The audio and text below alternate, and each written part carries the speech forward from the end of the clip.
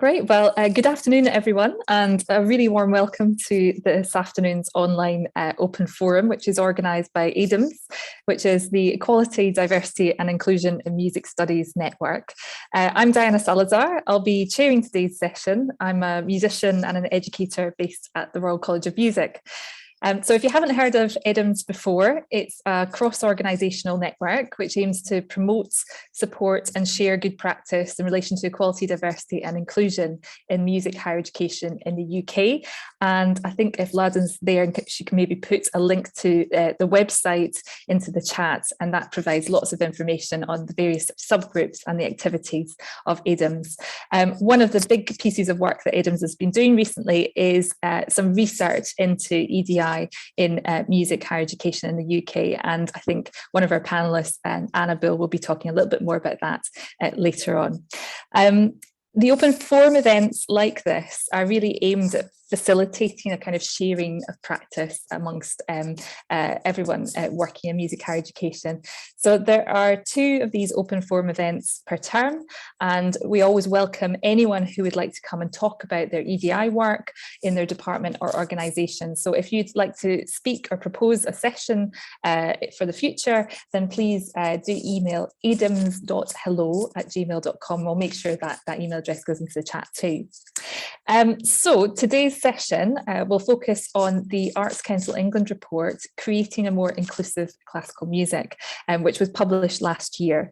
And that report, which many of you may have seen, and it was circulated with information about this event, it brought together a range of existing and new data and literature, a sort of literature review, to better understand the diversity issues in the UK classical music sector. And I think many of us here felt that was really long overdue, that we sort of shone a light on these issues and really understood some of the contributing factors. So the report looks at representation and progression issues in the classical music industry and covers aspects including gender, ethnic diversity, disability and socioeconomic backgrounds as well. Many of these issues have been known about for some time, but the report really takes an evidence-based approach to raising awareness of these issues.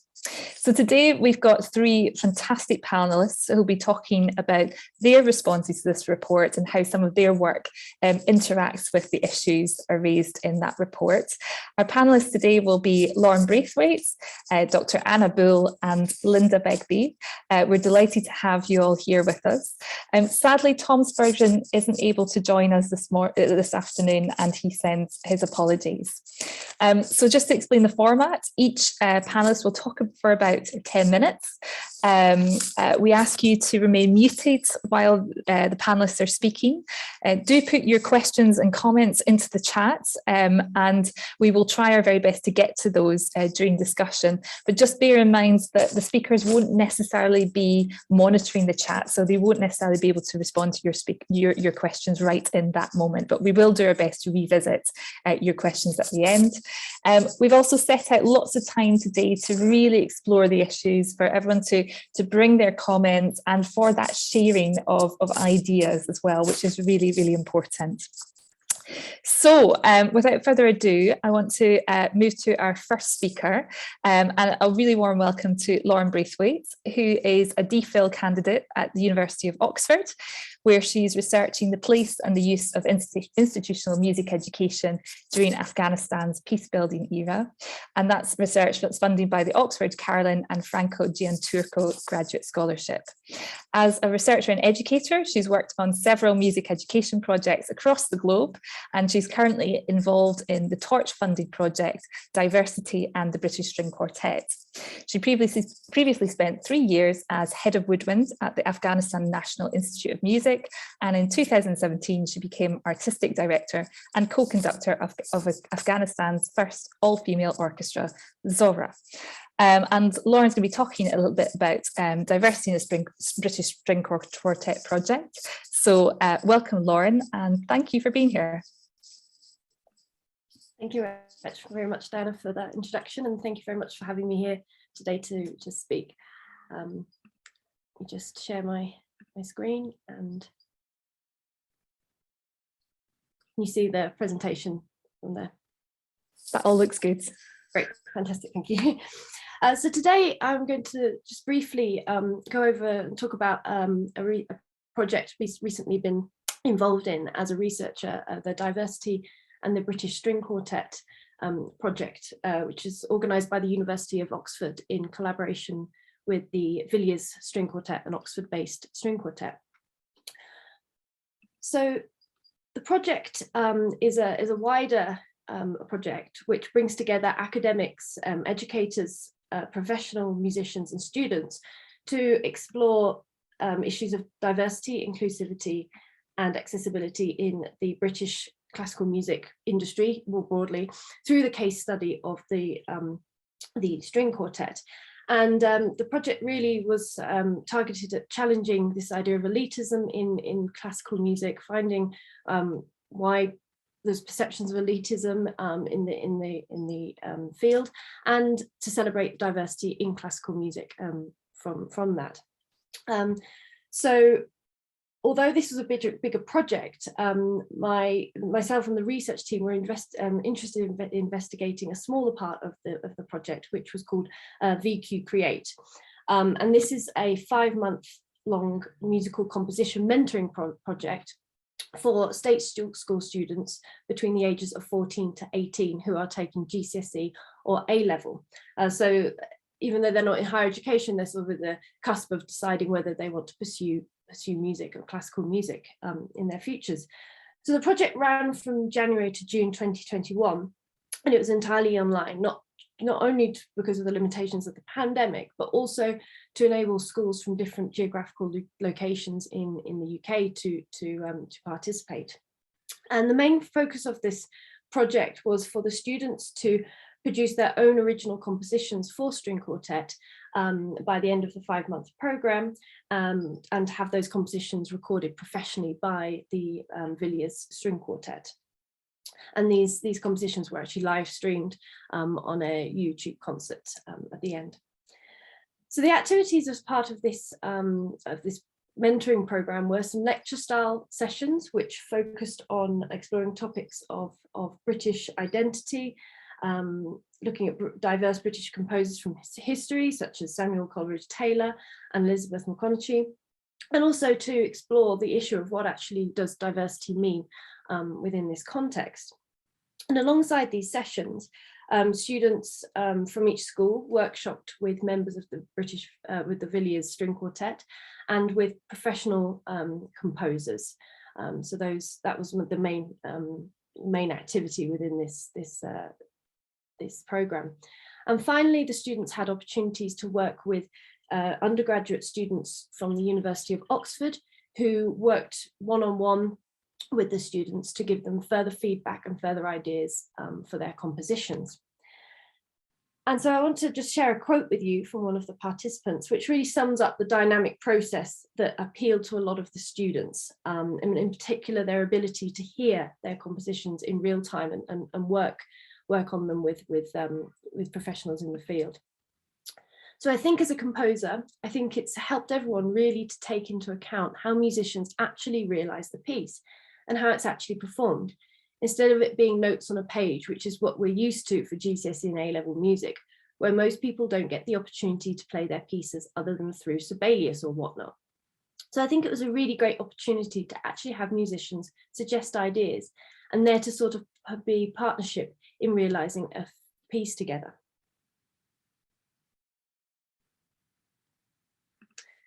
So what did we want to find out from this research? Well, this research was an important aspect of trying to understand if this sort of project is efficient and successful in raising issues of diversity, inclusivity, and accessibility in classical music, and to see what areas can be improved on for future projects like this. So we really wanted to ask, first of all, what was the participants' overall experience? Did they gain anything from this experience, and if so, what? And what aspects of the project did they think were successful and what needed improving on? And we also really wanted to know what young people think about the classical music industry, and do they think, importantly, do they think that they have a role to play in it, and do they think it's accessible for them? We wanted to know how creative projects such as this can address issues of diversity, inclusivity, and accessibility in music education. And to what extent can creative projects such as these change opinions, or the students' opinions of classical music and the string quartet? And finally, how can online projects like this improve access to music education, and how can we use online technologies to further work in this area? And so I would like now to share a video of one of the participants sharing her experiences and perspectives on diversity and this project, and a little excerpt from the composition that she produced at the end of the project.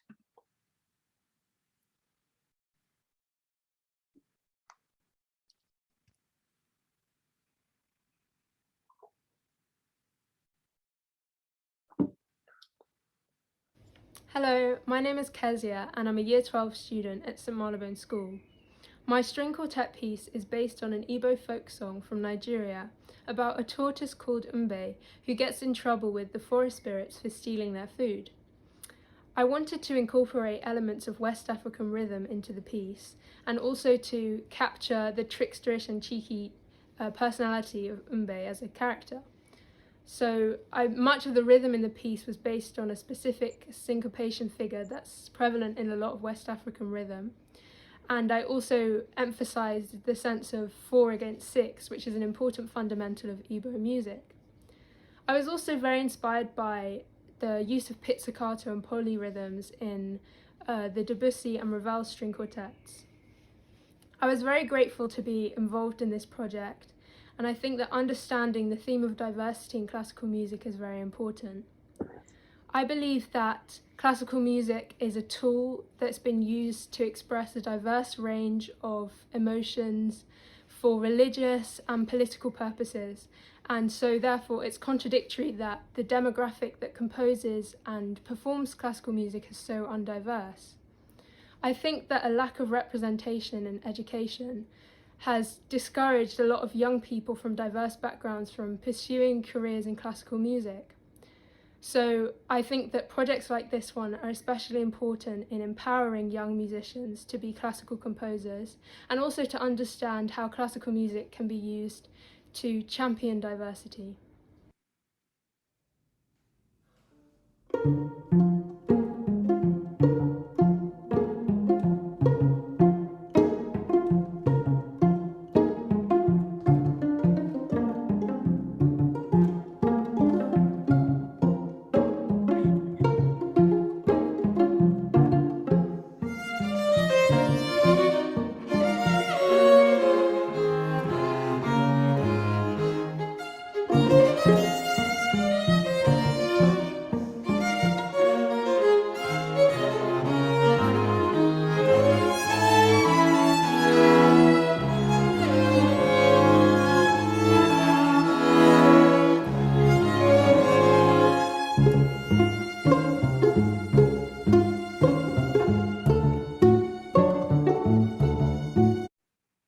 In the interests of time, I'm going to pause there, but if you'd like to explore more of the quartets, they're available on YouTube through, if you just type in VQ Create. So what did we find out from looking at this project? So interestingly, diversity was situated for the students in the freedom of the composition process. And I'll share a quote from one of the participants that really sums this up. I think the main way the project addressed diversity was by encouraging it, like giving us freedom to do what we wanted, which is like a huge thing, because like suggesting that you can draw on diverse influences to compose something will encourage diversity. A diversity was also in the ability to use different music styles in the string quartet. For example, Nigerian folk songs or film music. And so one of the students said, but actually during the performance, seeing all these different genres together with classical or like different inspirations, like Kezia's Nigerian song, seeing them all together, it just made me appreciate how classical music actually fits into a wider global tradition of music. And it's not just its own entity and can mix with other genres. So it's, yeah, my outlook has changed in that regard. However, overall attitudes towards classical music itself didn't change much. Students still felt that classical music was too elitist and not diverse enough, and that was still a lot of work to do in the area. In terms of inclusivity, the process of composing for a professional string quartet made the students feel more included in classical music. One of the students said to have a finished result that was actually performed was like really confidence building, especially for people who maybe didn't consider themselves as classical composers or had much experience of it before. So it wasn't so much about discussing diversity or showing students diverse composers, it was actually getting them involved in the process that was the key here. And finally, accessibility. The online project definitely enabled students with less access to music education to get involved across the country.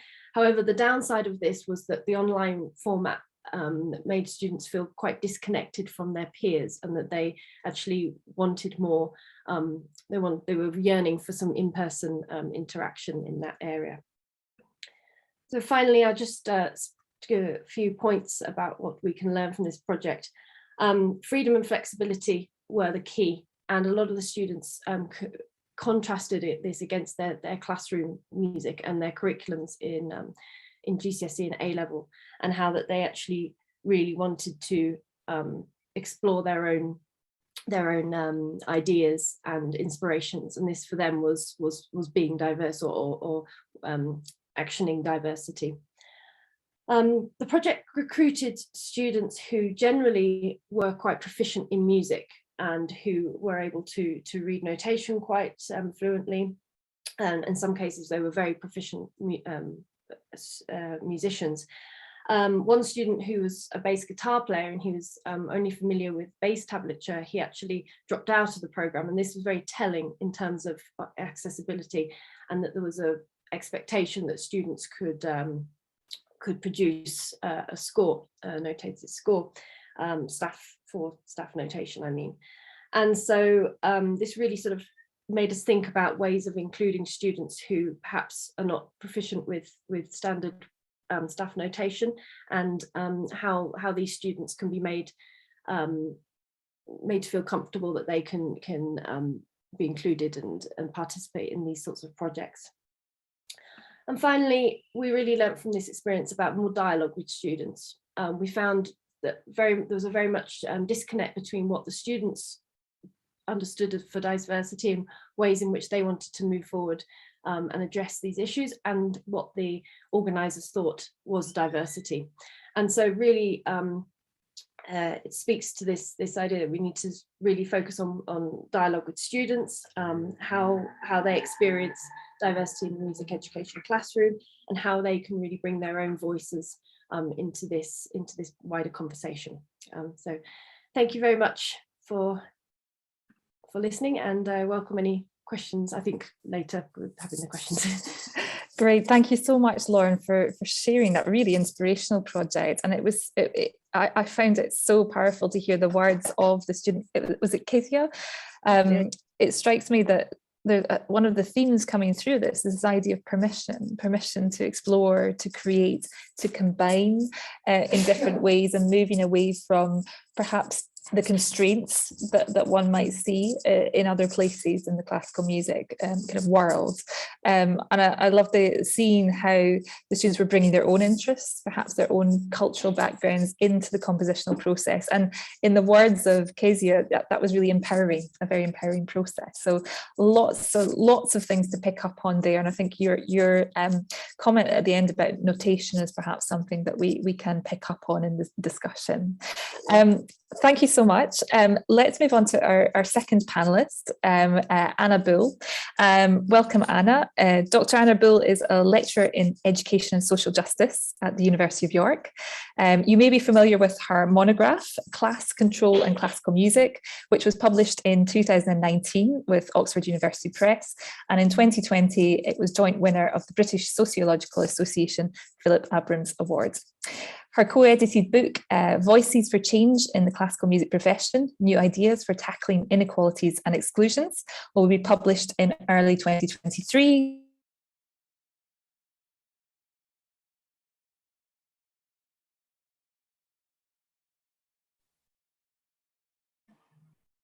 So it's not just me, we've lost Diana, have we? Again with Oxford.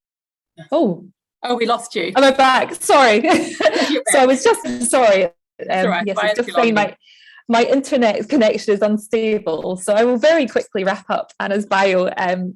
Just like to say that the Sound Connections collaboration will result in a toolkit for teachers in 2022. And Anna, you're also working on, amongst all of your other projects, you're also working on the edims report, which will be coming out shortly. And that's a really important piece of work that you've been doing in collaboration with edims. So thank you for that. So now over to you.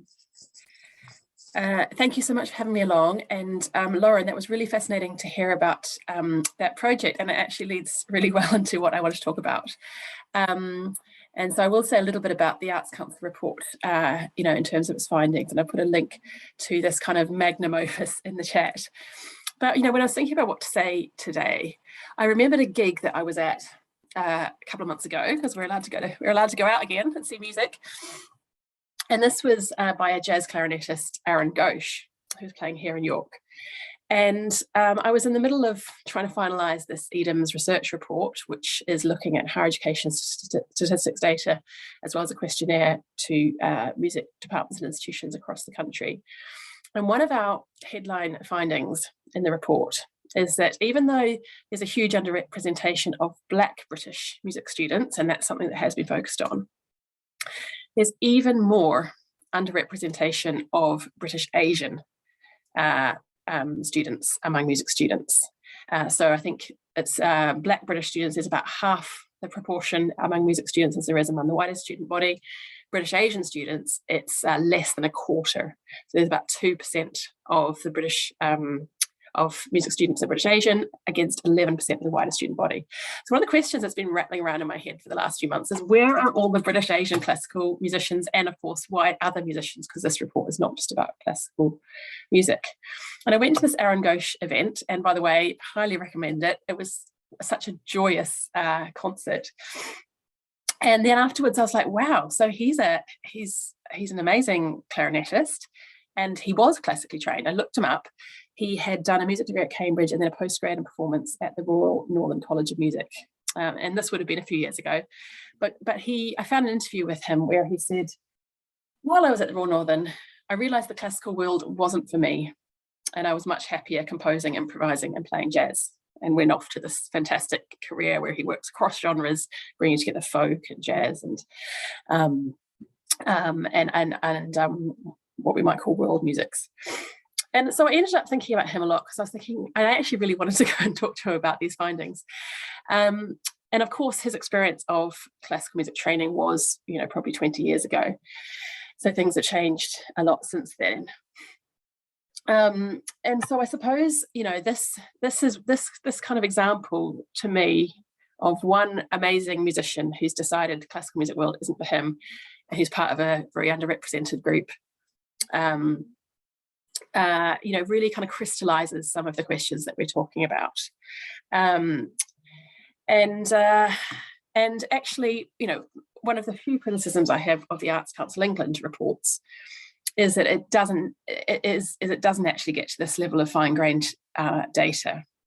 So, I mean, overall, I think this is actually a story of the report, and I certainly don't think this is a criticism of the report. This is a criticism of the data collection and gathering that's out there. This is the first time we've had this kind of large-scale piece of work, and of course there are going to be major gaps, and so they weren't able to disaggregate British Asian from East Asian students and musicians in their sample. So I think this example shows just how much we need this good quality data, and we need the fine-grained data that we can break down to be able to see these stories. So across the Arts Council report, and it is a magnum opus, there's a literature review, which is very comprehensive, a data audit where they bring together all kinds of existing data, including quite a lot that's not in the public domain, such as from the National Children's Orchestra, National Youth Orchestra, and as well as publicly available data from kind of hubs, music services. And then they carried out a workforce survey of around 1,000 classical musicians in the sector. And when they say classical musicians, we have to be clear that they're talking about, in the data audit, they're particularly talking about orchestral musicians. So they had to define this problem of what is classical music, that I'll come to in a minute.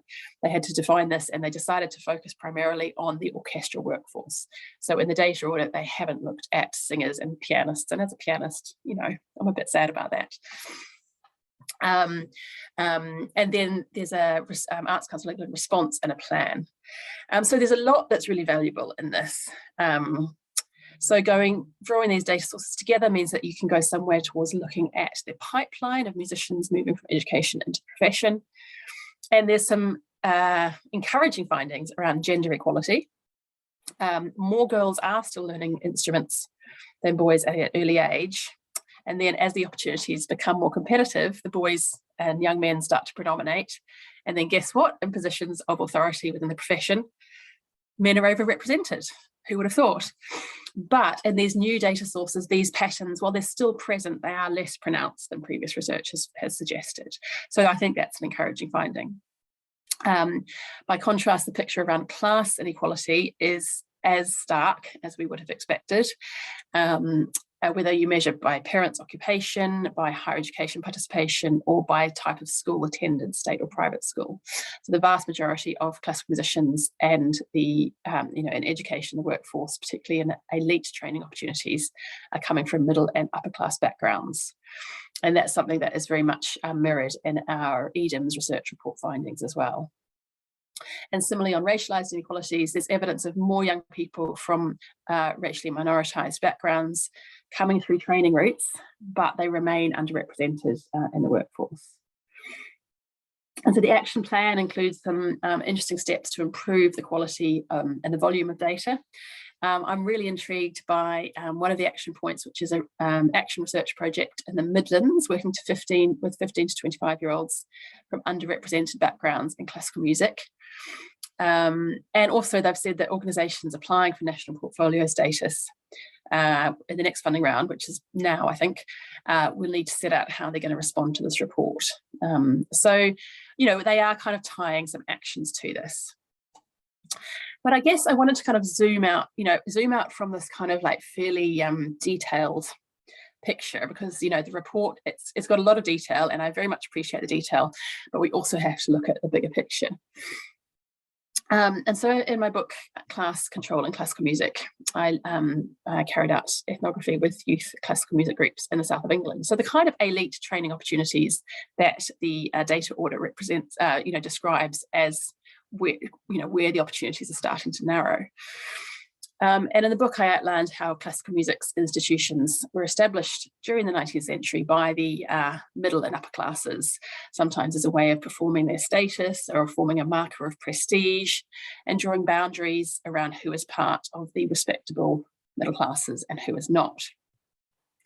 So I argue that as a result of this history, classical music's role in excluding working class people and people who are not seen as part of that kind of white bourgeoisie who establishing empire at the time.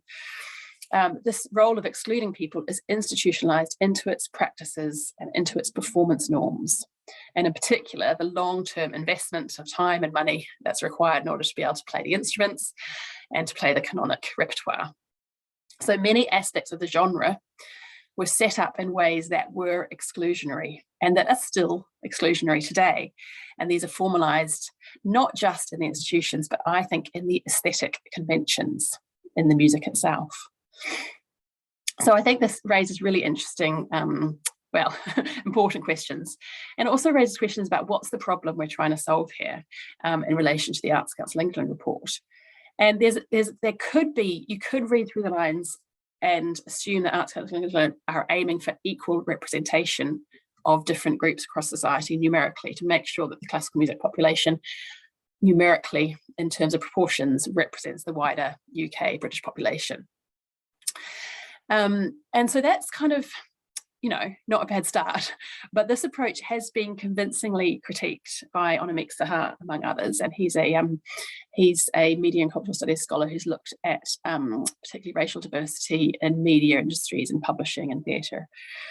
And basically, in a nutshell, he says you can have equal numbers, but it doesn't make a difference if people don't have the creative control, the creative freedom to make culture in the ways that they want to. And I think Aaron Ghosh is a really telling example in this regard. At the time he was studying, he found that classical music was not for him. He didn't have the freedom to draw on different genres, different musical traditions in his creative work. And so I'd like to see more discussion of precisely what Lauren was talking about, which is why this fits so well, of the ways in which the genre of classical music needs to change in order to diversify. And this is an idea that I think the edited volume that I've been working on with Ladan Nishin and Christina Scharf, Voices for Change in the Classical Music Profession. We've got chapters who are kind of exploring the perspective of musicians trying to work across genres. And I'd like to see more discussion more generally and more projects doing exactly what Lauren's doing. You know, if more working class, Black, South Asian musicians are being invited to join the classical music profession and its education institutions, how is the aesthetic, the conventions, the culture, the performance norms being opened up to diversify in order to welcome these new voices? So as you've probably heard me say before, diversity has to be a two-way street, and the classical music world has to change in order to welcome these diverse newcomers, rather than expecting new voices to assimilate to its existing conventions and culture. And when I say newcomers, I just want to self-correct there. I think I'm hearing Ladan's voice in my head saying, well, hold on, actually, diversity has always been present in classical music. It's these people are not necessarily newcomers. It's more a question of recognizing existing traditions as well as allowing new traditions within the genre to be created. So I'll leave it there. Thank you. Thank you, Anna, and a sort of excellent transition from our previous presentation into sort of contextualising why this type of creative practice is so important. And just to pick up on your comment about barriers, it seems that the report sort of talks about how it's not really just about money, it's not really just about making the numbers work, but about challenging these conventions that we have in classical music and making sure people belong and making sure that people are empowered to, and I love this term, make culture, and that how do we move towards a place where that freedom and acceptance is much more part of the values in the classical music industry. So lots and lots to discuss there. Thank you so much, Anna, and we really look forward to your forthcoming publications, where I'm sure these will be really important themes. Let's move on to our third panelist. So I'm really pleased to welcome Linda Begbie, who is Deputy Director of the Manchester Collective, which is an arts organisation formed in 2016, and they've been doing some really exciting work, often sort of challenging genre boundaries and presentational approaches in classical music. So having studied politics, philosophy and economics at New College, Oxford, Linda first had a career in broadcast journalism.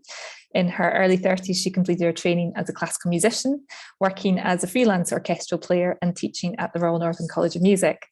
She joined Manchester Collective in 2020, and along with Chief Executive Adam Zasbo and Music Director Raki Singh, she's overseen the strategic development of the organisation, culminating in their recent application to join the Arts Council National Portfolio, where I'm sure, Linda, you were being asked exactly the sorts of questions that we've touched upon here around, you know, how is diversity embedded into the organisation. So thank you for being here, Linda, and I'll pass over to you. Thank you, Diana. Thank you, everybody. Yes, so I'm really pleased with the content of Anna's and Lauren's presentation, because it's really reassuring for me to know that in education and research, there's this kind of synergy with what we're trying to achieve at Manchester Collective. So we aren't involved in academic research, so I'm very much giving the kind of artistic and industry perspective, I guess. But it might be helpful for you to know how we approach inclusivity in our own work, and hopefully that will also sort of feed some ideas. So Manchester Collective was formed by Adam Zasbo and Raki Singh, who were two classically trained musicians who had orchestral careers at the time. And they both trained at the RNCM, the Royal Northern College of Music, and the group of friends that they were all playing with, they were sharing frustrations of not feeling like they were growing artistically, feeling like they never got to play more than a very narrow range of repertoire to what they knew was available. And then finally, just looking out to audiences and seeing a kind of monotonous sort of group of, I don't know, undiverse audiences. So they decided to set up Manchester Collective, and they started with the question of what kind of experiences do we want to create? So what kind of experiences do we want to create for audiences, and what kind of experiences do we want to create for artists? And I think Anna makes a really important point that diversity and inclusion can't just be bolted on the edge. They took the art form as the starting point, and actually, if you want to open it up, then the art form itself has to evolve. So there were kind of five aspects to their approach. The first one was the decision to abandon traditional ensemble structures. So Manchester Collective has a management team of 5. We're a diverse-led organisation according to the Arts Council's definition. 2/3 of our senior leadership are female, and that includes a range of socioeconomic and ethnic diversity within that group too. And the rest of the workforce is freelance. So we take a kind of theatre model where we design a project and then we draw the workforce that's needed for that project. Commissioning is the second tool. In 5 years, we've commissioned about 33 works of art, and we make a point of commissioning young classical composers, but commissioning works from non-classical composers. So we work a lot with Hannah Peel, Seb Gainsborough. We've got an upcoming project with Kame, who's known as More Mother, who's a New York-based rapper, hip-hop artist. So she's doing making a work for string quartet and spoken word. We have just toured new work from Abel Salauchwe, the African cellist, for string quartet and bass guitar and African percussion. So commissioning is one way that we can open things out. And the third thing is the range of performance spaces. So from really early on, we knew that we would just wanted to get out of the concert hall and play in different geographical places and different kinds of venues. And importantly, we tour the same programme with the same quality of musicians, the same level of commitment, in whether we're playing at the South Bank Centre or whether we're playing at the White Hotel, which is an old MOT garage on an industrial estate in Salford, which we have built a kind of longitudinal relationship with. And the fourth thing is atmosphere and language. So if you come to one of our shows, you'll notice straight away different kind of atmosphere. Quite often there's different sorts of music playing in the auditorium or in the foyer that's not classical. You won't find the musicians wearing all black. They'll talk to you. The team will be there on the door welcoming people in. We talk to people about the music that we're about to play. Quite often we have an impromptu Q&As at the end. We don't tell people how they should behave. We know that there are going to be people in some audiences who struggle to sit still or want to take pictures on their phone. And we just make a point of making sure that people feel welcome. If we're inviting groups, for example, in a recent concert, we had a group of young musicians from the Olympias Music Foundation join us, who are young musicians from asylum seeker refugee community in Longsight in Manchester. And we invite them to come along just before the show with their families so that we can show them the space and say what's going to happen and talk to them about the instruments that we're about to use, etc. And then quite often they get a shout out from one of the musicians on the stage too. So I think that's really important. It's kind of a soft currency, but actually how we behave towards your audiences is really crucial. And then the fifth thing is just producing really good art. So we want audiences to be transformed when they come to our shows and to sort of leave differently to how they came in. They want them to have a really good time. We use a lot of lighting. We use movement quite a lot. We work with cross art forms quite a lot. So it's, I think sometimes people may think that we're dumbing down, and as a group of artists, we can say with absolute certainty that we're not. So the results of this approach, the piece of research that's just been commissioned by the BBC, I just noted, having given it a quick read, that they say that 80% of classical music audiences are over the age of 55. For Manchester Collective, the audiences are consistently coming out at around 48% of audiences over the age of 55. For one of our recent projects, that figure went down to 33%, and 38% of the total audiences were under the age of 40.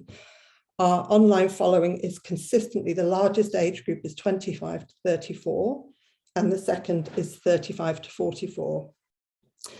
So I guess this is, we're not relentlessly going after younger audiences. Actually, the thing that's really lovely for me is that if you looked at a pie chart of who's engaging with our music, it's pretty evenly spread. And I think that's got something to do with people feeling like they can come as they are and at who they are. So it doesn't matter if we have fans who are like 94, and we also have fans who are in their early 20s. Another figure from our recent show, The Oracle, 43% of the audiences across all of the venues that we performed in said they never or very rarely engage with live classical music. So 43%. So they were new to the venue, rarely engaged with classical music. And this did have African folk music in that programme, but it also had Vivaldi and Pickford and a new work from Oliver Leith, contemporary classical composer. Yeah, it's good to see the evidence coming through in the data. I just wanted to say something about workforce, because Raki Singh, our music director, has set up quite a distinctive workplace culture at Manchester Collective that's very different to the orchestral workplace culture. And so we prioritize time for rehearsal. So we do 3 days rehearsal per project. There is no atmosphere of competition in the ensemble. All artists are given opportunity to contribute ideas, and they're expected to. So there's a sense of creative agency in the group.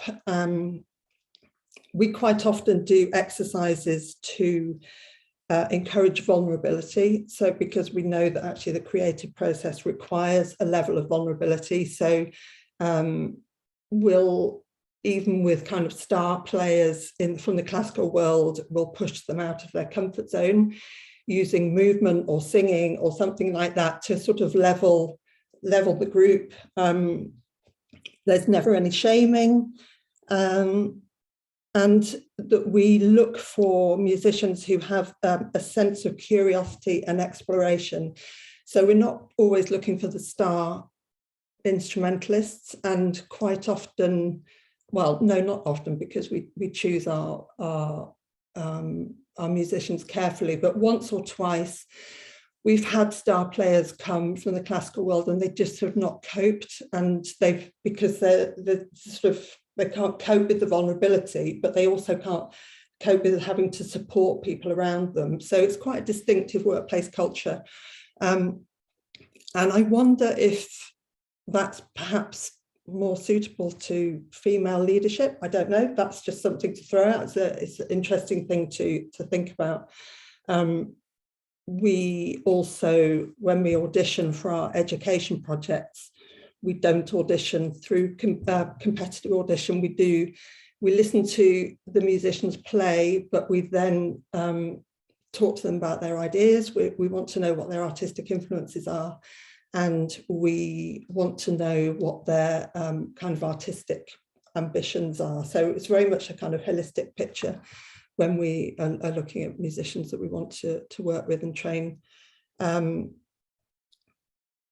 think that's sort of it. I mean, I agree with Anna's that I found the Arts Council report frustratingly narrow, because I think that the point is that classical music is not orchestral music. Orchestral music is part of classical music, but it feels to us as though if we're perpetuating the orchestral model, and that the orchestral model is synonymous with classical music, we're going to really struggle to make it feel more vibrant and inclusive.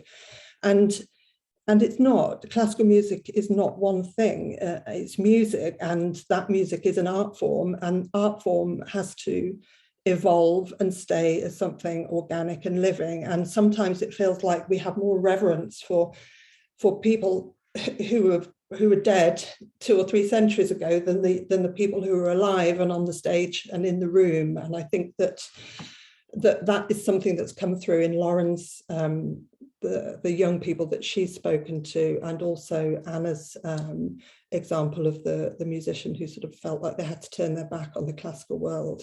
It's something to do with we just need to broaden out our understanding of what that is, so that it can appeal to a wider range of people. Thank you, Linda. It's been great to hear more about behind the scenes at Manchester Collective. I've been to a few performances and I've always really enjoyed them, but actually to hear about the workplace culture, your kind of selection process of musicians really helps us to understand the ethos of Manchester Collective as an organisation, and how that is so informed by diversity. So thank you very much, everyone. We're going to move into discussion now. So I encourage everyone here to pop your questions into the chat, or indeed raise your hand, and I will try to see you, and I'm sure that I'll be helped out by Laden if I miss any hands.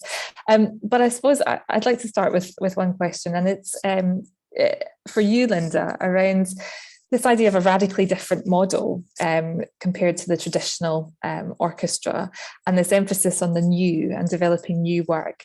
And I wondered, what is Manchester Collective's approach to existing works, and perhaps works that are viewed as part of the canon, the sort of pillars of classical music repertoire? And how do you respond to sort of criticisms around sort of forgetting that and sort of losing that link to the canon? What's Manchester Collective's position? We love the canon. We love. It's not about turning our back on that at all. The way that Raki and Adam work as artistic directors is that there may be a piece of music that just gets something in them, and they get thinking, and then they kind of build a story around it, and then they pull threads from Baroque, from church, from ancient like indigenous folk songs, from 20th century music. I mean, we play a lot of classical music. It's just that we don't present it in that format. You know, you could have a piece by, you know, we've just done a concert that we did last week. It had Julius Eastman in it, it had Steve Reich, and it had new work from Lyra Pramuk, who's an electronic artist living in Berlin, and an electronic work from Hannah Peel. So it's not a question of leaving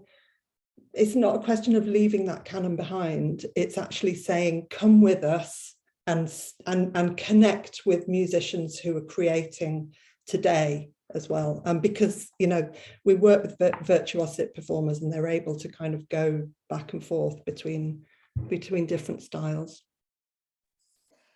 And I was really interested to hear about your comments on competition and the way in which you select performers to contribute to projects.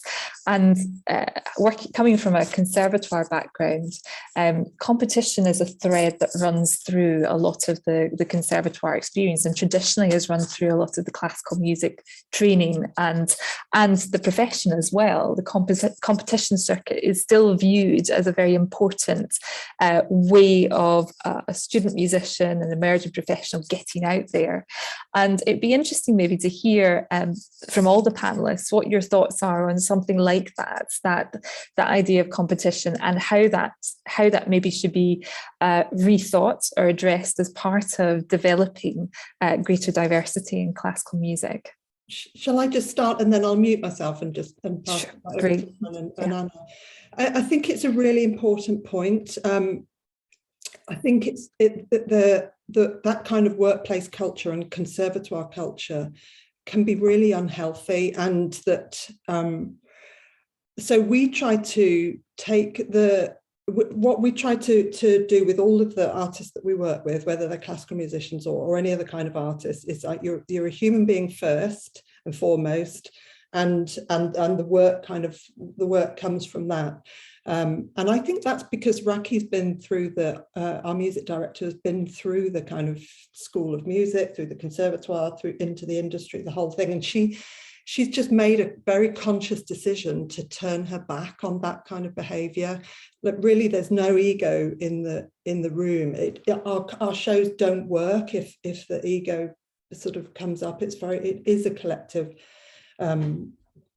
approach. So, and that's why I think, that the Arts Council report referred to the screening of auditions as if that was going to make things any better. It's not because it's screened or not screened, it's because it's just a kind of very narrow way of judging a musician's creative ability. That's our feeling about it anyway, which is why we never recruit that way. Mm-hmm. And Anna, I wonder if you have any thoughts on this. I'm sure you do, because it comes up in your book. I actually can't remember what I wrote in my book about it. Well, so in terms of these sort of these kind of conventions and these kind of structures that define how classical music, how the classical music experience is shaped. I think, so I was heading towards thinking about how institutions kind of sacralize or confer value, and who gets to choose what musical value looks like, and in conservatoires that's institutionalized in ways where people think they know exactly what it is, but it's really hard to get in and actually observe. Say, if anyone wants me to come in and observe auditions as a critical sociologist, I don't think anyone would let me, quite frankly. But the ways, the values which we use to make those judgments of who is talented and who is not, in other spheres outside music, people have shown that these are classed and raced. And in fact, there's a great article from Taru Lepinen looking at musicians in the Sibelius violin competition and the kind of racialized judgments that were being made about performers. So all of those values are coming into the ways in which in which we are assessed. So that's kind of competition in terms of how institutions confer value and judge people and rank people. And I'm also thinking of Rosie Perkins' fantastic work in this area. But then there's the question of competition and how that's experienced by musicians, or how that's produced what you might call microsocially in small groups between musicians. And I think it's really helpful to distinguish between a kind of a musical scene where musicians might be playing off each other and inspired by each other, and learning from each other. And so there might be a sense of it's kind of akin to competition, but I don't want to call it the same thing. But that sense of when you've got musicians who are like, oh my goodness, that person's amazing, I want to learn to do what they're doing, versus competition, which is more about gaining status within these kind of external pathways. And of course, in a really competitive workforce, these forms of competition are going to occur. And so it's really exciting to hear about the ways that that the Manchester Collective is actively working against those, because I think it's not enough for institutions to say we're not going to endorse those. You've got to actually actively create alternative value systems that will go against that. And I think and actively think about how diversity might be fostered by those. Because the example I always think about is the new music scene more broadly, because people sometimes say to me, well, that's an example of a scene where people are doing making music differently, but it's actually not. It's actually less diverse than the mainstream classical music scene. It's much more male dominated as far as we can tell, and in terms of, it's not very good data. So bringing this back to the question of diversity, the value system has to be about actively thinking about diversity, musical and social diversity, as well as and not just simply trying to remove competition, but then kind of thinking about ways that competition can be inspiring for people as well. Sorry, my cold is coming through. I'm not sure if that even made any sense. There's something going on. Absolutely did. Thank you so much for such a kind of full response, and lots to think about there. I want to just remind everyone that you can ask questions. Please do pop up your hand or pop something into the chat. We've covered lots and lots of areas, and this is a huge topic, so please do come forward and with your questions, responses, ideas as part of this discussion. So there is a sort of big question, I suppose, that we all need to think about, which is, how do we improve things? And Linda and Lauren, you set out models that address many of these issues within your own areas and practices. But of course, this is a big sort of sector-wide issue. And what would you like to see more broadly in terms of changes in early music education, conservatoire training, the sector as a whole? What are the sort of key things that you think we need to be doing to make change happen? And maybe if we start with you, Lauren, reflecting on your project, what are the things we can learn? What are the things that we should be thinking about more broadly? Yes, so I mean, I don't have much personal experience of the conservatoire system. I went through university, but definitely reflecting on my experience of going through university as an undergraduate and my current undergraduate students, I can see change, but still there's a lot of work to do, and I see changes in curricula and these sorts of things. But I think for me personally, just my own experience doing this research and my own interests and research areas, I think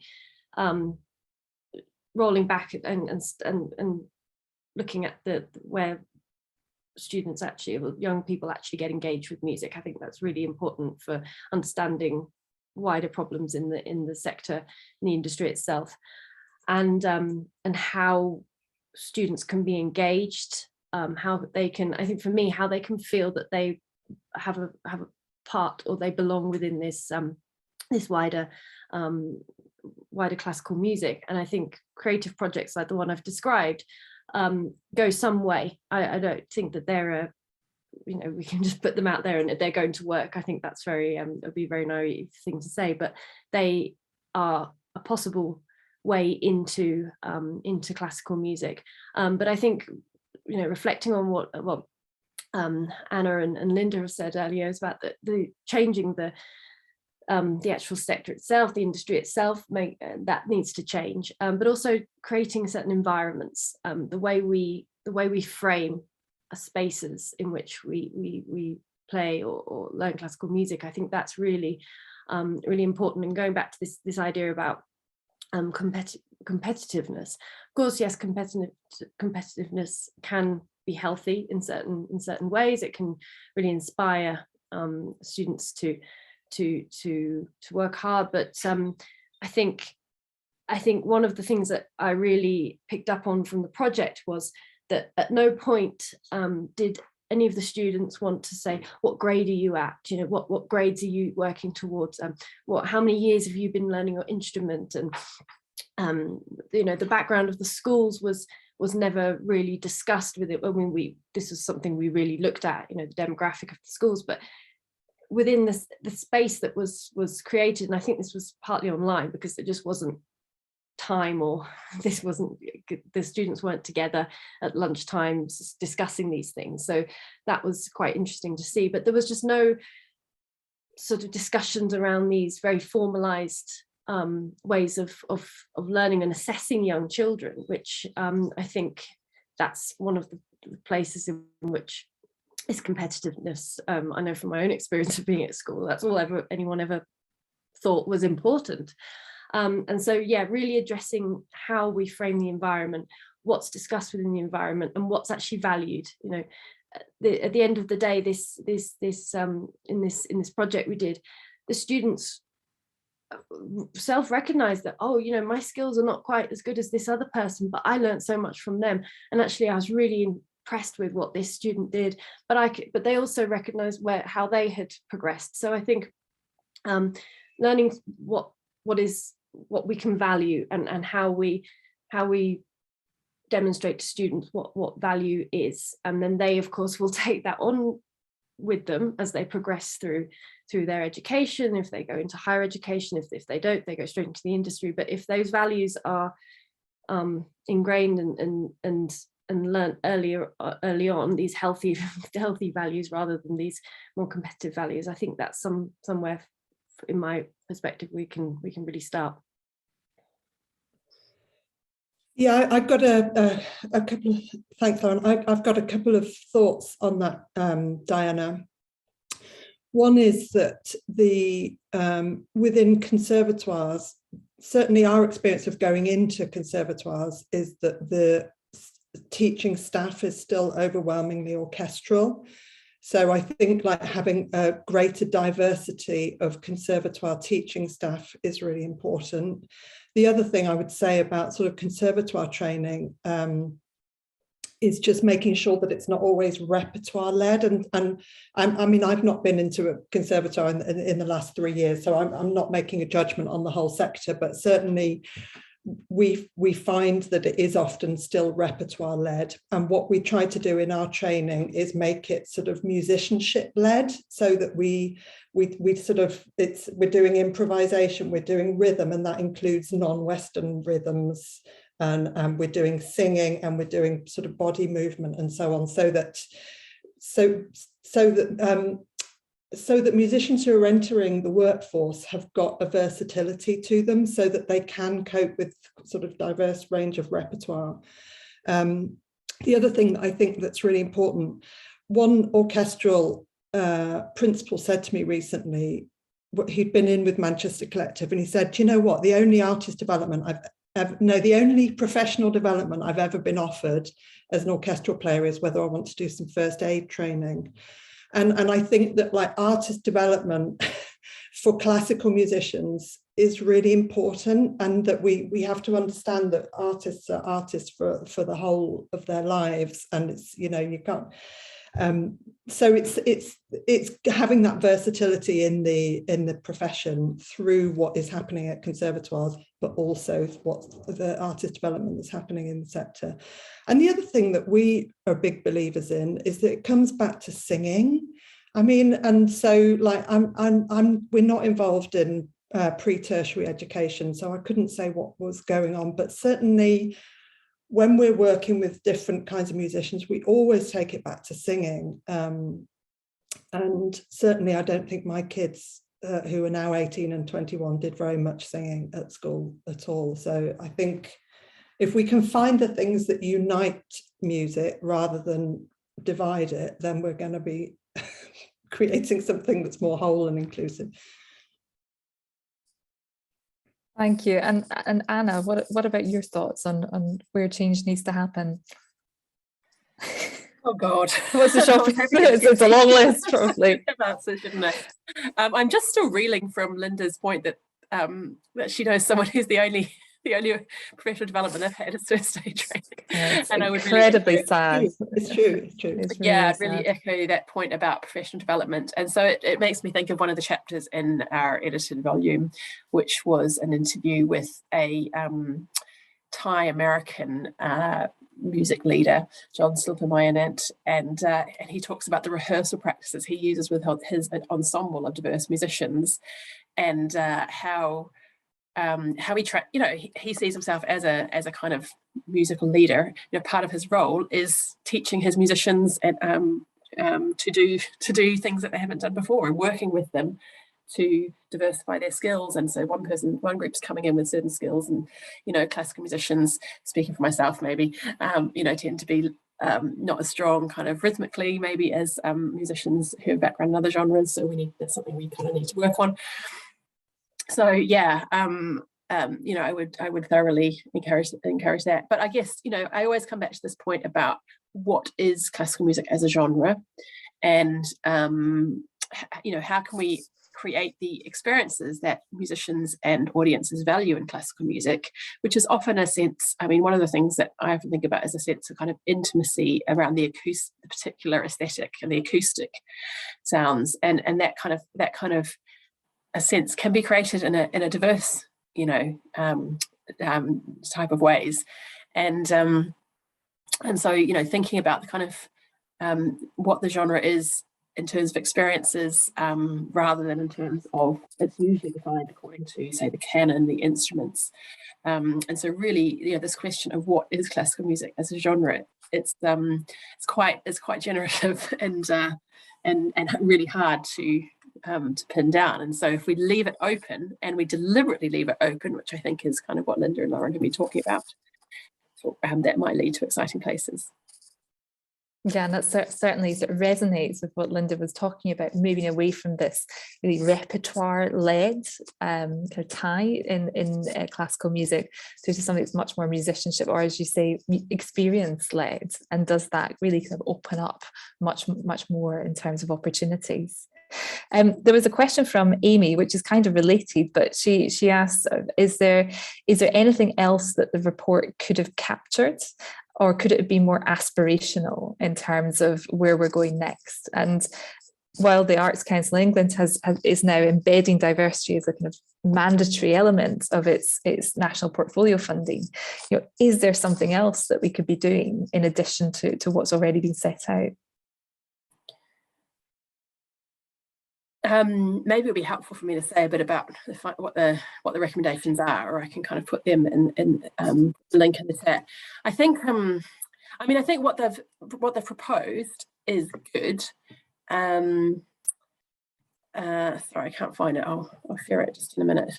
But it could certainly have been. I think there's a bit of an elephant in the room here, which is around the fact that classical music and opera get the more than 3/4 of the music funding for across from Arts Council. It's quite hard to get the data from by genre, and of course Kirsty's pointed out in the chat that PRS have just announced cuts.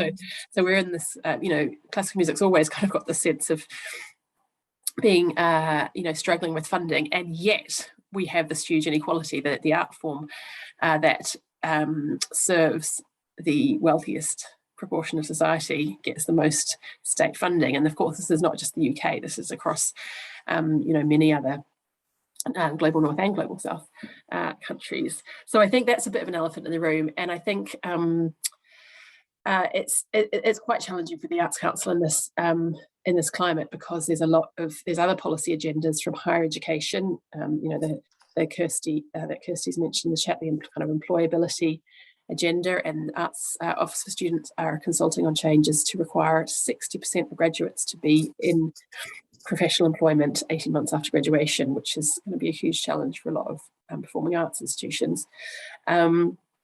And then of course, we're still grappling with Michael Gove's education reforms from about 10 years ago, or as I like to call him, EVOG, because you don't want to say his name. That's in my household, you're not allowed to say Gove. So there's these competing policy agendas, and what Arts Council England can do is somewhat limited. It depends kind of what comes next, I think, in the conversation, if they really do keep pushing this agenda, and it depends how they're going to work with national portfolio organisations to encourage them to diversify or to work with them to require this. So I think it's a watch this space kind of thing. Yeah, I'd agree with you, Anna. I think that it will be really interesting to see what the outcome is of this national portfolio round, because all of the language and the sort of expectation that's been built up in the application process has been that there could potentially be some quite radical changes, but we'll have to see how radical they're prepared to be. But I think that we should definitely revisit this question once we know what the outcome of the portfolio is. Yeah. And of course, beyond the national portfolio organisations, there is of course higher education, and higher education has a major role to play in pushing this forward. And just to go to Kirsty's observation, it is really important for higher education institutions, in fact, all educational contexts provide safe spaces for creativity. And this idea of maybe rethinking language, making sure that we're not marginalising students who have fantastic potential is so important, and creating a kind of space that's free for students to create. But Kirsty asked whether this contradicts with the policy that Anna's just drawn attention to, of this real focus on employability. So are the graduates going into the jobs? And does that then constrain us in creating those free spaces for risk-taking and imagination, when there's so much focus on getting the graduate into the job, and not just any job, but a high-skilled job? And is there a tension there and can we resolve that? Just briefly, I mean, certainly I left the RNCM in 2020, and things are changing, but there was still the sense that that you would be going into a job. But none of the musicians that a few, but the majority aren't in jobs. They are their job. They're working as an artist, and I think that that's really important in higher education. Is that students are given agency. That they're given agency to create their work and know how to get funding for it, know how to talk about it, know why they're doing it, and that they're not sort of expecting to go into a job, because I think that's just not the reality for so many graduates. And so we're almost letting them down if we're sort of saying that that's the important. I mean, just to be clear, if they put on the return, I am a full-time professional musician, that would count as a graduate job, even if they were self-employed. So they don't have to be employed. Okay. Yeah, self-employed is wrapped in. But even so, but just to add to that, Linda, I mean, we know from research that most classically trained musicians play across genres. They will not solely play classical music. And actually, one little nugget in the Arts Council England report was that Black and ethnically diverse musicians, which is the phrasing they use, are more likely to play across genres than white musicians in the workforce survey. And I was like, aha, that's really interesting. Diversity, I don't know what's going on with that. But there's a question about who is bringing and playing across genres. But in terms of training for classical musicians, actually, employability, I think we should be critical of this agenda, but at the same time, employability of classical musicians will look like having the skills to be able to go into a lot of different settings and play across genres. Yeah. Absolutely. I want to move on to Samuel Malley's question, who talks about this idea of talent. Sam, I don't know if you're here, if you want to present your question in person. Hello. Thanks. Thank you. And I know Sam quite well. Sam's at RCM too. Thank you so That's much. why I put you on the spot, just because I know you. Of course.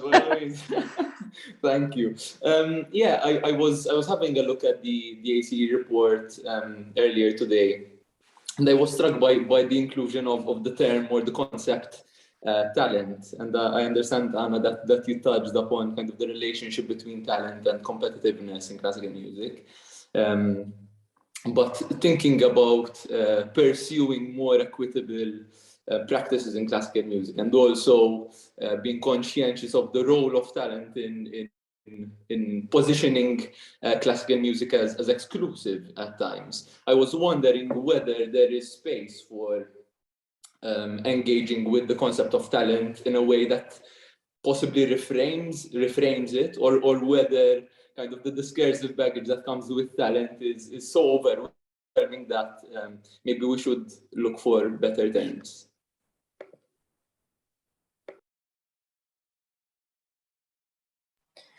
Shall I go first? I don't know if you wanted to jump in on that one, Lauren, at all.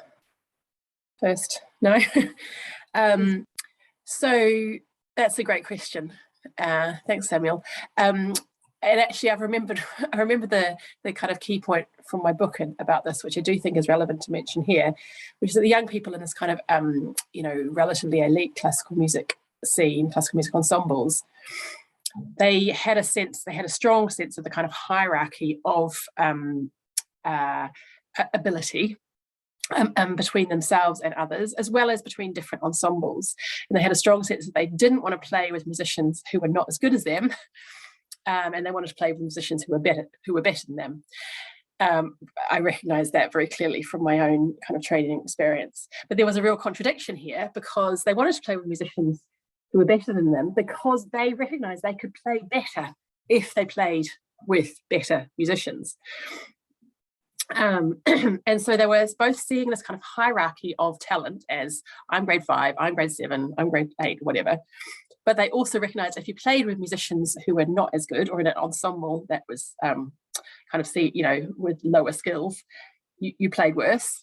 And if you play with musicians who are better, you play better. So their own level of ability was malleable, was changing according to this. And this contradiction was definitely not something, I didn't get a chance to kind of discuss it with the musicians, because it took me a while to kind of figure it out myself. And I think this speaks to the kind of culture of competition that we were talking about. And one of the kind of thought experiments that I was using to make sense of this in my head, which I don't think I put in the book, I can't remember what I wrote, was a brilliant novel, classic novel by Ursula Le Guin, The Dispossessed. Don't know if anyone here has read it. And it's a sci-fi novel from the 60s or 70s. It reads as a bit dated, but premise holds. There's two worlds. One world is a capitalist world that's ruled by competition, and one world is an anarchist world where there's kind of a radical equality. And the main character is an incredibly talented physicist who is born in the anarchist world and then travels to the capitalist world. And in the anarchist world, he is cut down to size. He's not able to develop his talents in the way that he really wants to. But in the capitalist world, he finds the culture so abhorrent that he decides to go back to the anarchist world, even though he hasn't been able to kind of develop in the way that he wants to. Now, that's, as a thought experiment, it's maybe a bit different from music, because it's taking an example of this kind of very kind of narrow version of talent, which is about kind of mathematical ability, really, but and creativity. But I found it a really helpful thought experiment in thinking about kind of being how a culture might support both equality but also support people with talent. Let's use the word ability, with different abilities, to thrive, because I think it's actually a really difficult thing to do, to have a culture of equality, but also to recognise the different types of abilities, and it's a way, talent is a way of valuing, labelling people as being valuable or less valuable. And I wouldn't make any mistake, in classical music, these kinds of hierarchies of talent are ways of saying you are valuable, you are not, or you are less valuable. And so there's a question about how we can allow people to develop without putting labels of value, of some people having more value, having more worth than others on that. And I think there's so much kind of competition is like in the zeitgeist of these times. It's quite kind of with the rise of neoliberalism. And I don't know if I'm fascinated by watching shows like The Great British Bake Off, and Sewing Bee is on at the moment. I don't know if anyone's watching Sewing Bee. And they actually, manage in the culture that's created in the show. I mean, I don't know what it's like behind the scenes, but in what's presented, I think they managed to create a relatively inclusive culture. They still have to have that neoliberal competitive thing to make the drama of the show, to make the structure of the show, which is, you know, uncomfortable, but they seem to do a good job of creating a culture that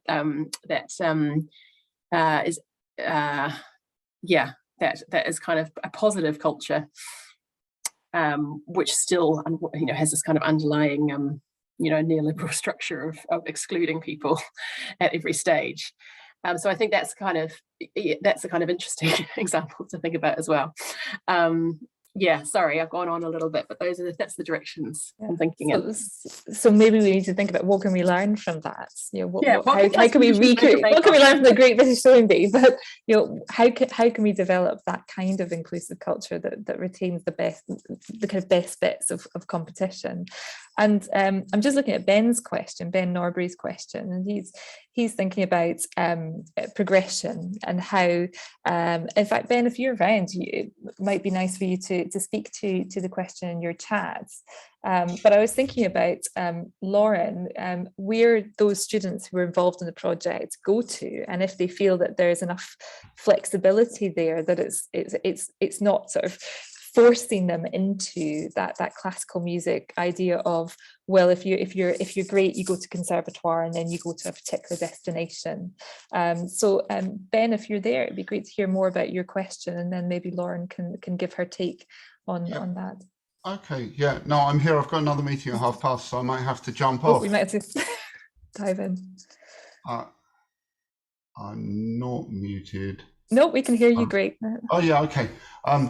Yeah, it's that in a way, the better people get at playing, especially a classical instrument, the more they're narrowed down towards just a small number of routes, and I think it's somehow connected with this thing of, if people don't go to conservatoire or university, although they may have spent a long time learning their instrument, the things that they can do with those skills are quite limited. And I'm reminded of some of the work that people like Sue Hallam have done on when do people re-engage with those skills, often in later life, because, you know, they've had families, they've done other things, they've been focused on their jobs. So I think there's a very kind of impoverished ecosystem that isn't the classical music, the professional classical music route. And it maybe has something to do with the idea of, and this is an idea very embedded in people who are studying seriously instruments. If it's not professional, then I'm not interested in it. You know, if I'm not getting paid, that's the kind of ideal that people move towards. It must be a professional engagement, and in turn the conservatoires, and to an extent the universities, even narrow that down. What can a professional engagement look like? And there's perhaps a point there from Linda about this thing of being vulnerable, needing to show vulnerability, and the whole ethos of classical music performance is about kind of protecting the performers and the audience from each other by dressing up like 19th century waiters and having a stage and keeping quiet and being respectful. So sorry, that was a bit of a ramble, but to come back to that point, is there a funnel that could be broader, I guess, and how could we make it so? Lauren, do you have any thoughts on that, thinking about the types of students that your project was working with? Yes, so I think, and also thinking about my own, my own experience of learning music before tertiary education, I think there is very little discussion perhaps within the curriculum, but also just in schools in general, about what it is to be a musician.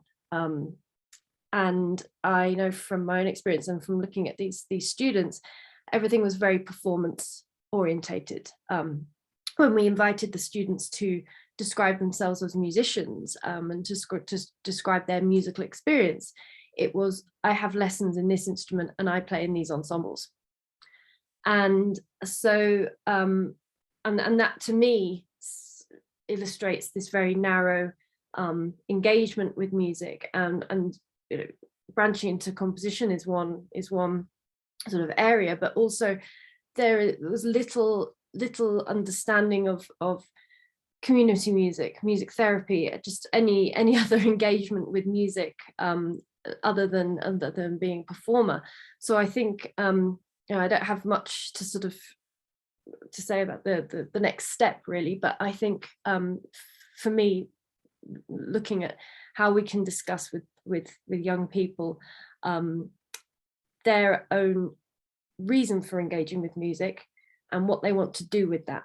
So it doesn't necessarily mean you have, I mean, of course, we live in a society where you have to make money. And I think this is a huge concern for young people, especially now on social media. It's all about, you know, you need to get a good job, get on the housing market, all these things that we're told we need to do.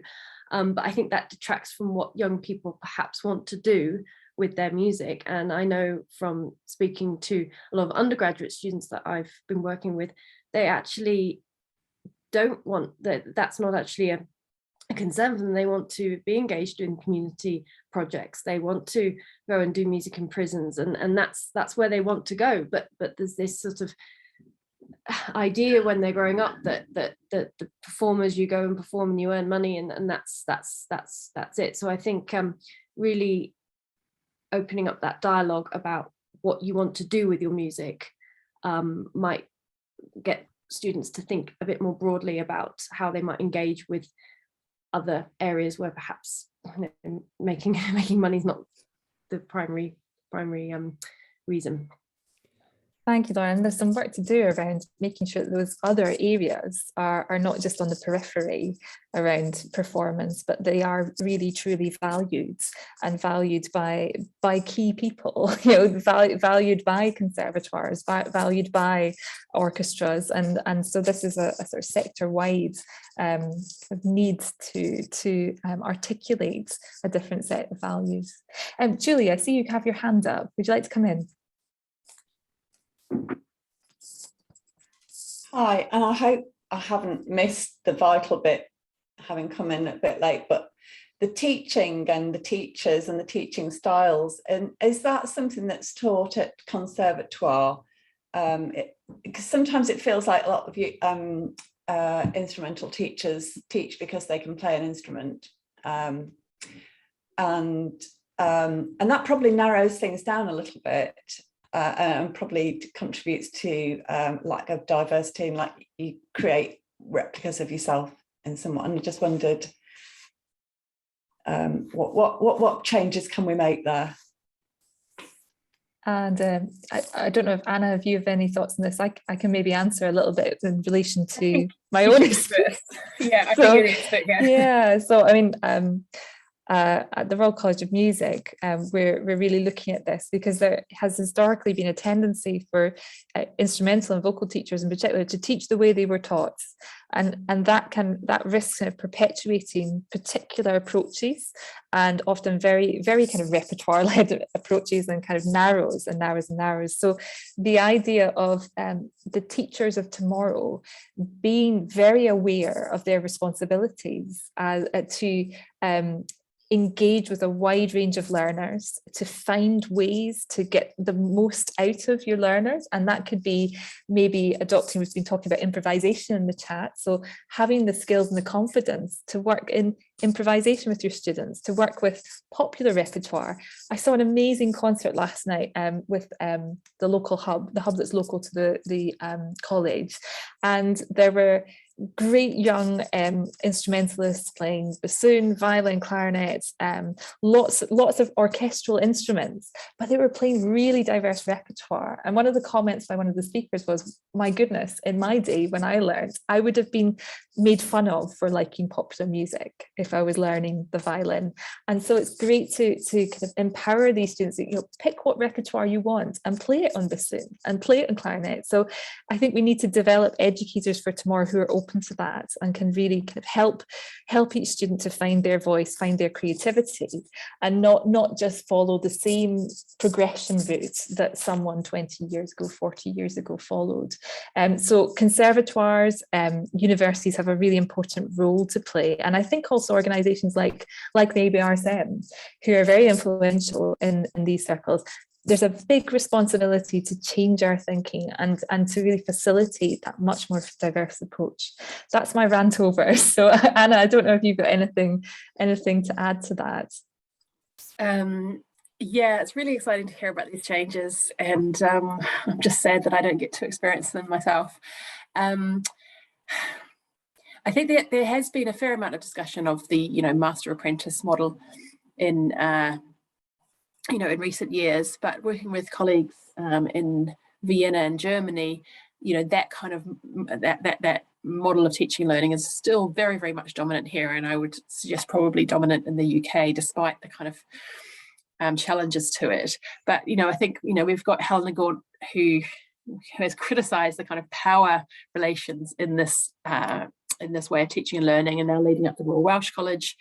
So I think there's quite a challenge when you've got people coming in from industry, and I think there's a question about how conservatoires are going to push to make changes, more widely across the music industry, and that includes, putting requirements on their star teachers. And I would include, so Goldsmiths, actually a good practice example. They make all the hourly paid teachers do training on preventing sexual harassment and bullying, and pay them for that. In the EDI Music Studies report, we've got a case study of an institution, Birmingham, London, which pays their casual workforce to be on the EDI committee.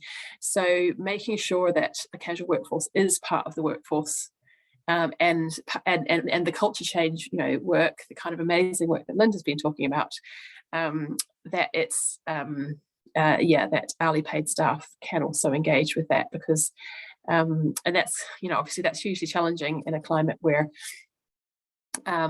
higher education institutions have got their funding effectively frozen for or going down in real terms from for British undergraduate students, and so I don't underestimate the challenges, but I think there's a lot of scope for shaking things up, and it's exciting to hear about where it is happening.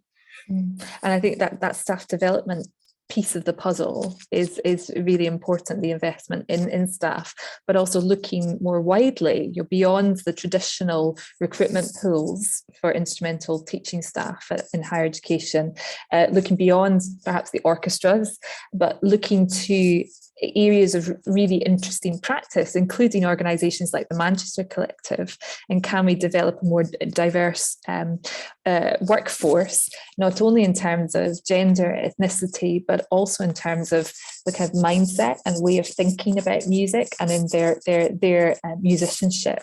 That I think is so important for developing musicians and instrumental teachers of tomorrow.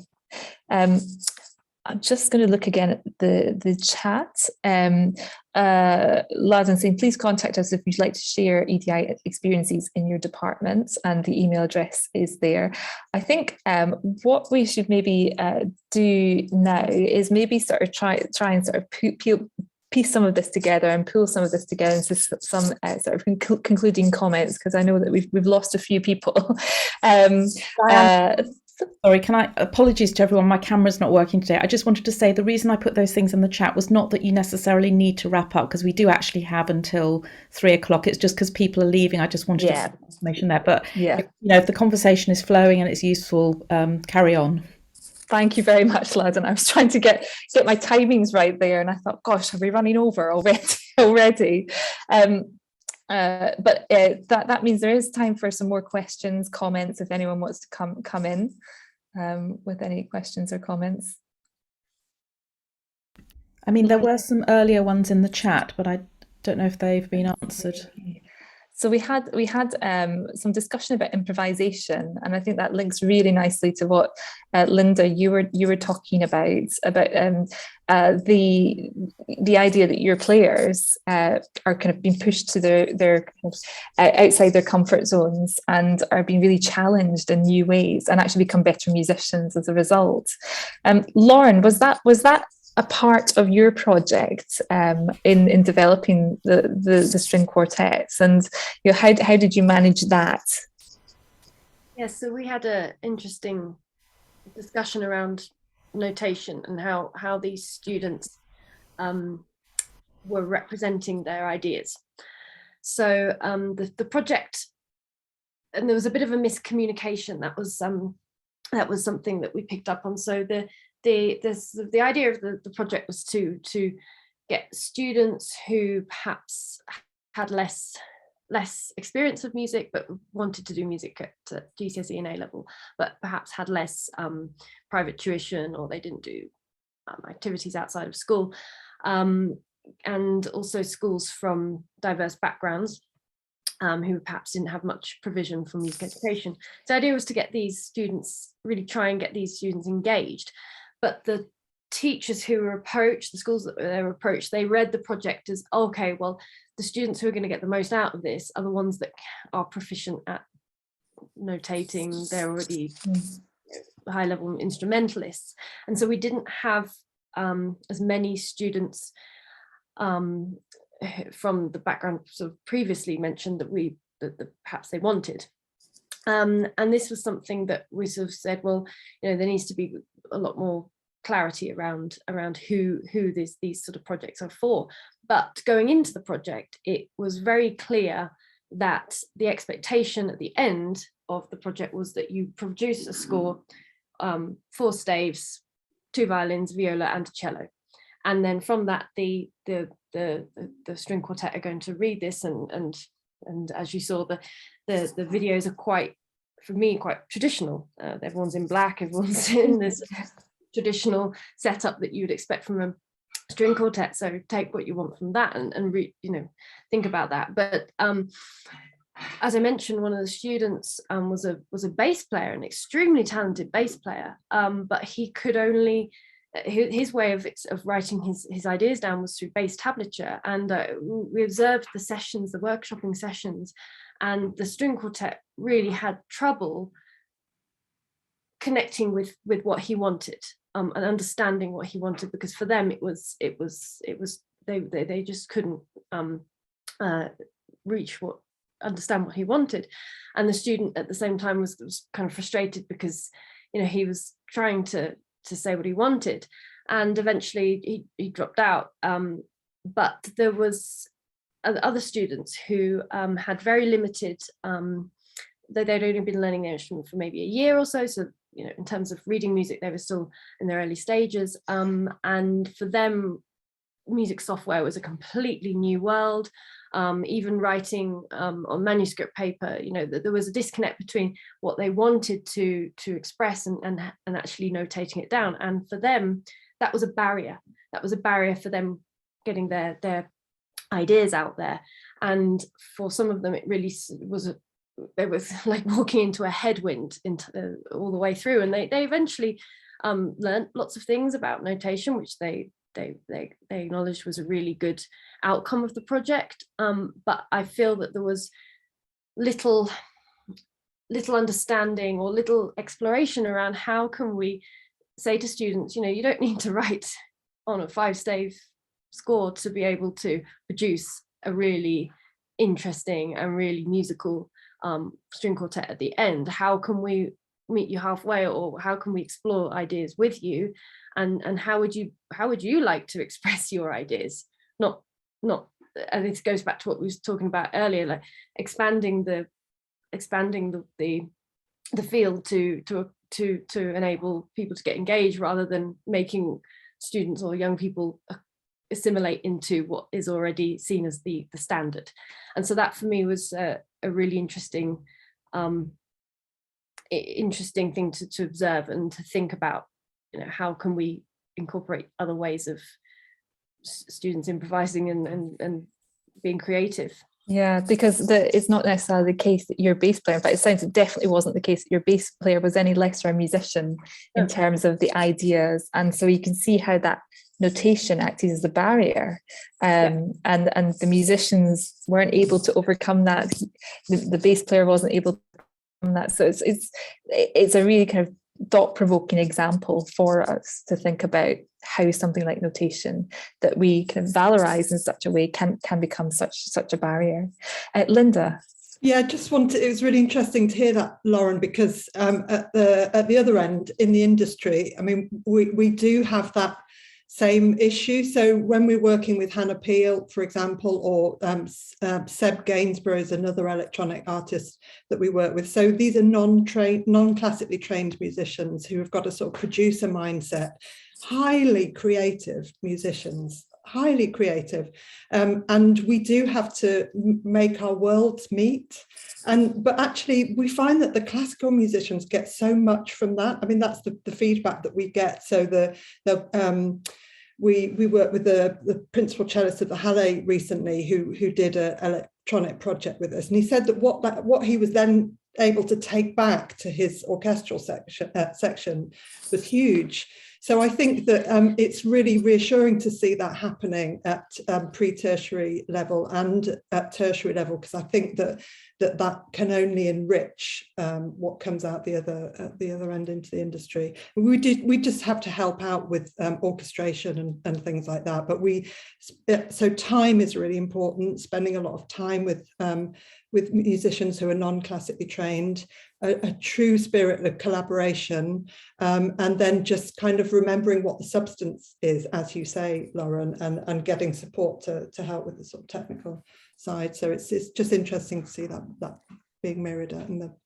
Yeah, and we've got some chat here around the musicians weren't altogether comfortable with reading kind of alternative methods of notation, and in some cases actually I've seen pieces that don't require any notations or conventional notation, or they use things like audio scores, video scores, things like that. But maybe that's something for higher education to think about. How do we develop a kind of broader understanding amongst our students of working with new music, with new forms of music making, new performance contexts, and new kind of, well, they're not new actually, I know from being, these are not new methods of notation, but actually kind of recognizing that needs to be part of your kind of understanding. You need to develop a kind of awareness and ability to work in different ways, and that does seem to be a responsibility that higher education providers need to reflect on. I just want to go back to Daniel Leach Wilkinson. Did we answer your question about the kind of mismatch there in understanding what the diverse range of participants? I'm not sure. Perhaps I missed the well, this is your opportunity to present that. Really interested to know if we can learn anything more from the students about the way we should change our own idea about what diversity means. So I think this is for you, Lauren. Yes, sorry, I was just replying to the conversation. So yes, clearly from what we learned from this project was the disconnect, which I mentioned earlier, between what the organisers and the facilitators of the project thought that the students wanted to hear, what they wanted to engage with, what they thought diversity and inclusivity meant, and what the students actually. So the students had so many ideas, which only really came out at the end when the researchers did the interviews, and we said, well, for you, what is diversity? And then they came up with these ideas, their own experiences. It was really refreshing and quite encouraging to hear that one of the schools that we worked with, the music teacher actually does informal focus groups with the students and says, well, what do you want to be learning in the classroom? The student-led kind of curriculum, and actually, what musics would you like to be engaging with, at the same time fulfilling the curriculum. But definitely from speaking to the students, there was less emphasis on learning that we've had diverse composers for hundreds of years, and we just don't know about them, and we've only heard about these white male composers. The students, of course, were really encouraged to see musicians from diverse backgrounds working now in the music industry, and getting to speak to them firsthand was really encouraging for them. But still, for them, it was about this freedom, this flexibility, this opening up of classical music, so that they could bring in what they wanted into the space, and that for them was being diverse, or encouraging diversity. So it wasn't so much, and it really wasn't so much about identity either. That was something really interesting. I think from at the beginning of the project, it was really a discussion around, your ethnic background, and oh, here we go, we have a musician, an orchestra of musicians, Black and ethnic minority musicians. But for them, that was like, well, we know about that. We see that on Facebook, social media, TikTok, but we actually, to be diverse is for us to be able to do what we want with this music, this tradition. And so that's really what we took away from the students' perspectives. Thank you. And that sounds like such an important takeaway, actually, for all of us, to think about how a student can have more ownership, even in a kind of classical music environment where there are so many constraints and so many kind of conventions. How we can break those down to open up that sense of ownership amongst emerging musicians, young musicians in conservatoires, and also professional musicians as well. And thank you, Anna, for popping the link into the Sound Connections toolkit. Do you want to talk a little bit about that? Yeah, sure, I'd love to, but it's one of those projects where we had such grand ambitions, and you can never do as much as you want.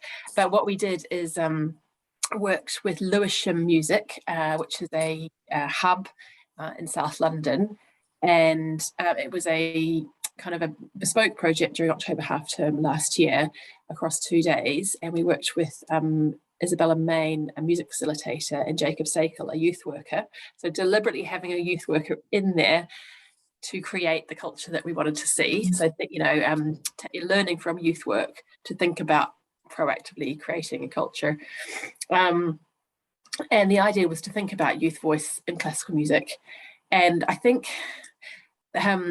we realized there was actually there were a lot of conversations to be had, because there's this question of, do you do a project that's led by youth voice, or do you try and think about ways in which classical music might change to bring in youth voice?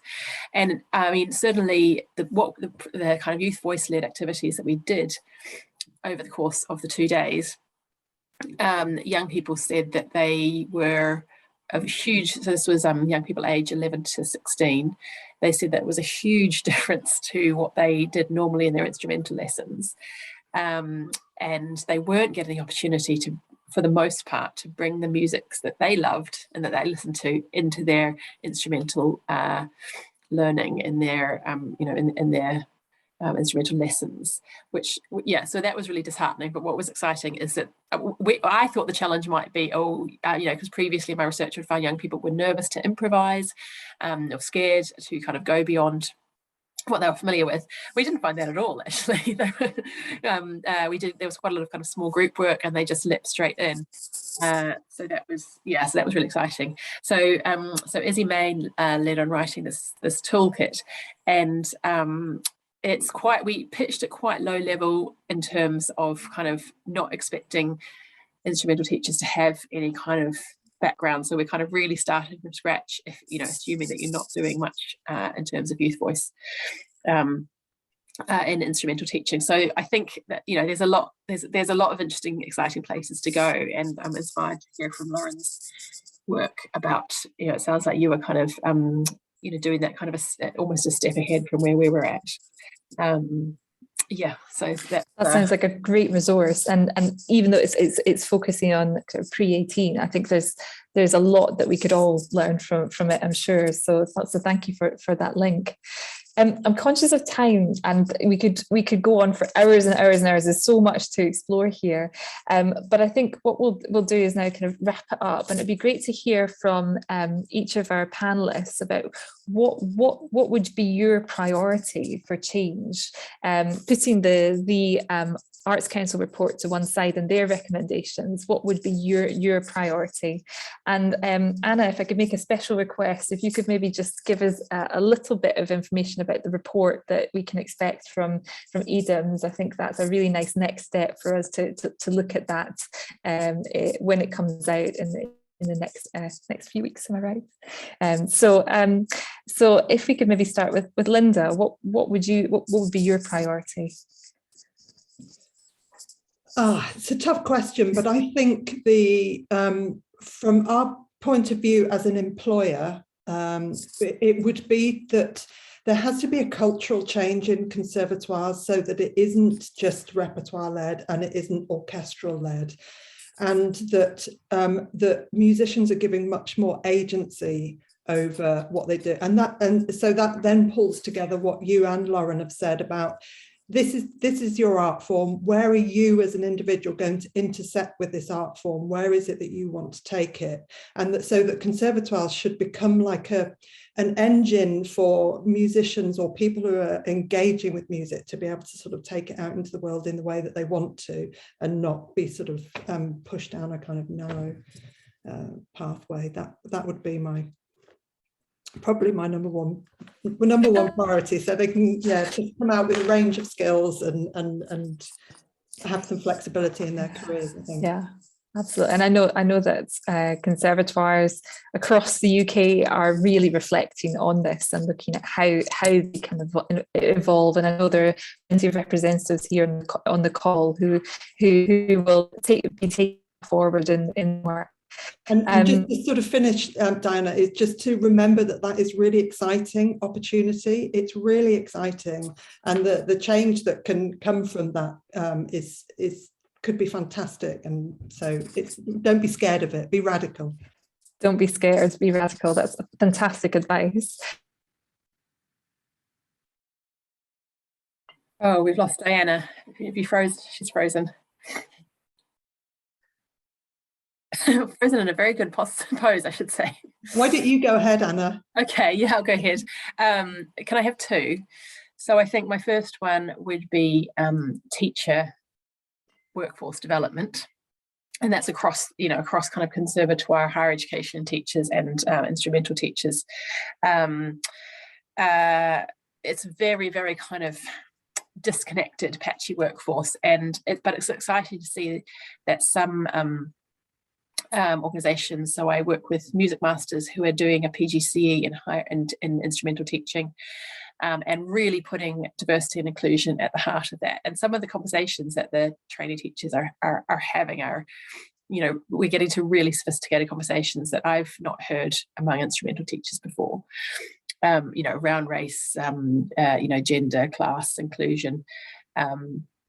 So I think teacher development work, and I'll also plug Helen Dromey's work. She's doing a PhD with me, and she's an instrumental teacher and teacher training. She's thinking about progression beyond whole class instrumental teaching and devising a kind of a pedagogy that will work for young people in the area. So watch that space.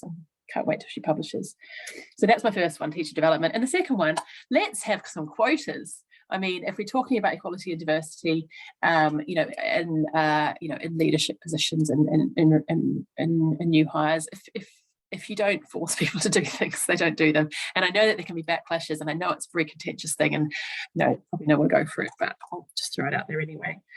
And then just to give a quick pitch about the EDI Music Studies report.